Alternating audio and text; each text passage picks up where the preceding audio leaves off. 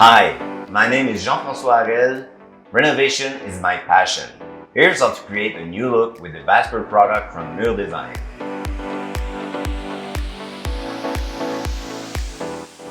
First of all, let's find the center of the wall. To ensure a good installation, draw a level vertical and horizontal line.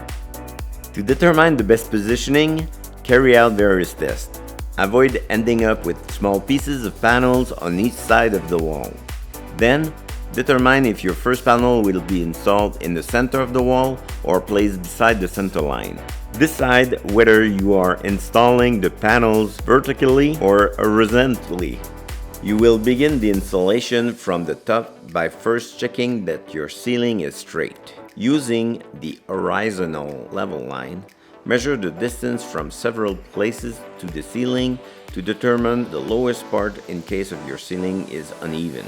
Expect to have to cut some panels so that they are properly aligned at the bottom. Use construction adhesive and finishing nails to fix the panels properly. The 24 by 48 inches format of these panels make them easy to install and move. With a 24 by 48 inches Vesper panels, we created an hotel boutique style.